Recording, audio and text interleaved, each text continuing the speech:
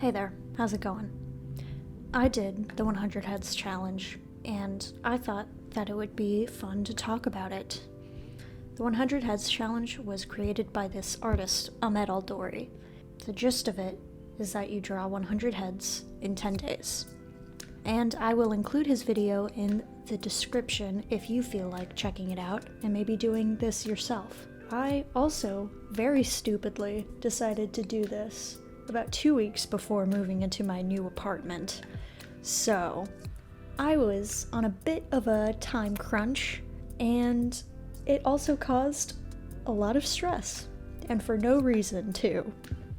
So, sit back, relax, and watch me draw a shit ton of heads. Beforehand, I'd watched quite a bit of videos of other people doing this, and I ended up going into this a little too confident, and so my very first head humbled me quite a bit.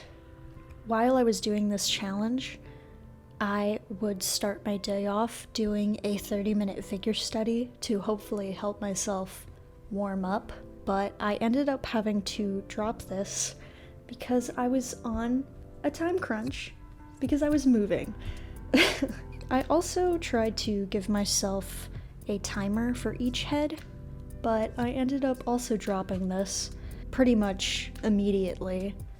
I just found that it was more stressful for me than anything else.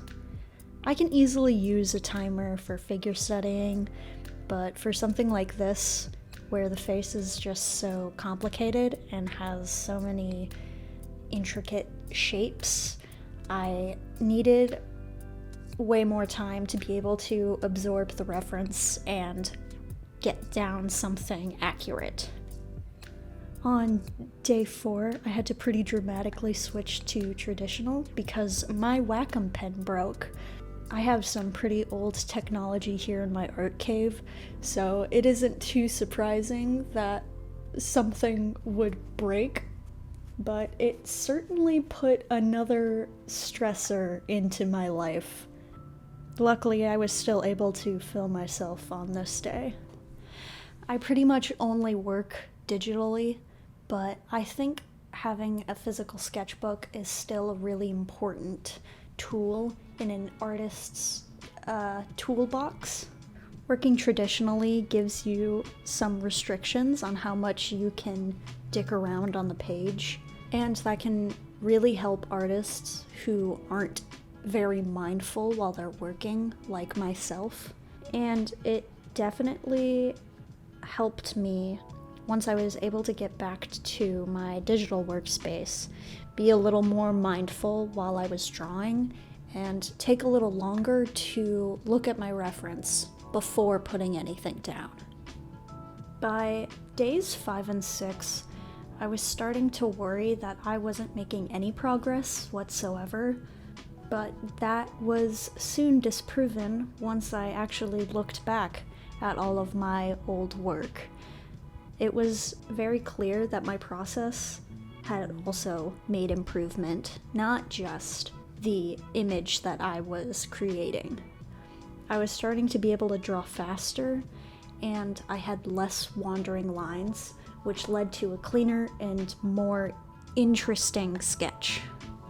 I was feeling a lot less intimidated by my references, but I still had to make some tweaks to this challenge for myself because I was starting to get really bored. I was able to mitigate this by dropping the Pinterest board that Aldori provides and finding my own references. When finding my own references, there were a few things that I kept in mind.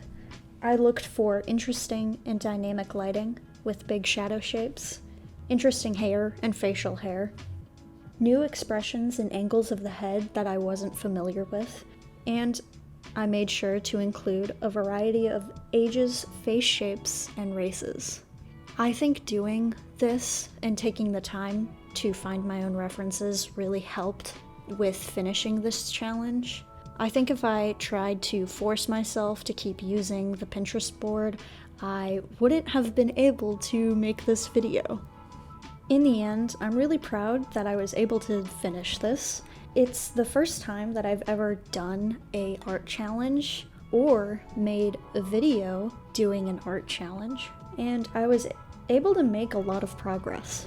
Obviously, there were a few things that I wish I changed from the start, so I thought that I'd make a small list of my own advice so that if you felt like doing this, maybe you'll have a smoother experience. Number 1, consider your schedule. There's a lot of work and a lot of time that goes into this. So, if you're moving into a new apartment, maybe wait a few weeks so that you have an open schedule. Number 2, lower your expectations when you start. The point of this is to get better and make progress, not immediately make 10 perfect portraits every day. We're all here to learn, and we all have to start somewhere, and it just so happens that a lot of us start in a shittier place than where we end. Number 3, consider gathering your own references. This can really help with your motivation because you're able to find images that capture your interest. And personalizing your references can help focus your studies to tackle some of your weaknesses. Number 4, regularly revisit older works.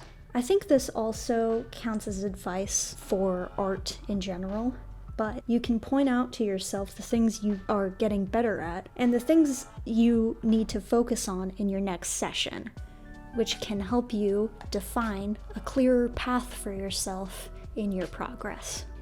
This is the end of the video where I tell you to like and subscribe and consider finding me on other sites that I lurk in.